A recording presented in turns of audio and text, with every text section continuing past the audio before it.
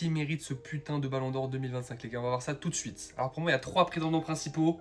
Dembélé, évidemment, Rafinha, Yamal. Il y a 3 autres prétendants un peu outsiders, mais on va pas les mettre, on va quand même les citer. T'as Mohamed Salah qui a commencé très fort et qui l'aurait eu certainement si Liverpool prenait la Ligue des Champions. T'as Hakimi et Vitinha. Voilà, grosse saison au sein d'un gros collectif, mais malheureusement les 3 seront pas Ballon d'Or, je peux vous l'assurer. Les gars, on commence avec Dembouz, favori numéro 1. Énorme saison, Dembouz a choqué tout le monde. Il a trouvé une finition, il finit la saison avec 35 buts, 15 assists, incroyable. LDC, il est assez décisif, il est impactant pour son équipe. Franchement, Dembouz, saison incroyable, rien à dire. Et surtout la progression qui choque en fait.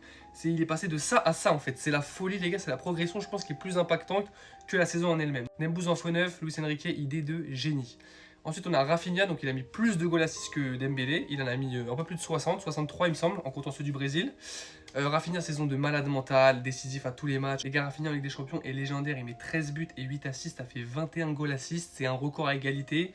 C'est incroyable les gars, et malgré ça, il n'a pas été élu meilleur joueur de la Ligue des Champions. Je sais pas comment c'est possible les gars, bon, ils en ont donné à Dembélé, c'est un vol, hein, c'est pas mérité, mais bon, pour récompenser le gagnant, ils ont donné à Dembélé. Mais si on prend vraiment individuellement, c'est Rafinha le meilleur joueur de la LDC tous les jours. Il est meilleur buteur, meilleur passeur, c'est incroyable. Donc les gars, Rafinha, saison de fou, malheureusement contre l'Inter, le Barça n'est pas passé, ce qui fait qu'il n'y a pas la Ligue des Champions à la clé, mais il y a quand même la Super Coupe d'Espagne, la Coupe d'Espagne, le championnat. C'est un peu comme Dembélé, c'est la progression qui choque. Il passe de ça à ça les gars, les deux, c'est la folie, vraiment la progression de malade. Et troisième gros candidat les gars, on a évidemment Lamine Yamal. Là ça va pas être le côté ça, c'est plus le côté impressionnant, le côté qui peut décider des matchs. Voilà, on a vu contre l'Inter notamment, c'est après ce match que vraiment ça, les gens se sont dit c'est la folie ce joueur.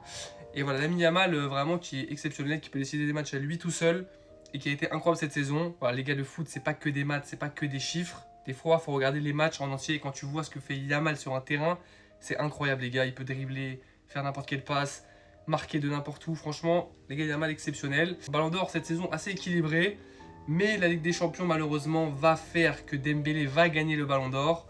Je pense que Yamal sera deuxième et Rafinha troisième, même si pour moi Rafinha mériterait plus que Yamal en termes de constance sur toute la saison, mais le côté impressionnant de Yamal sur la fin de saison qui a vraiment choqué va faire que Yamal, je pense, finira deuxième, Rafinha troisième.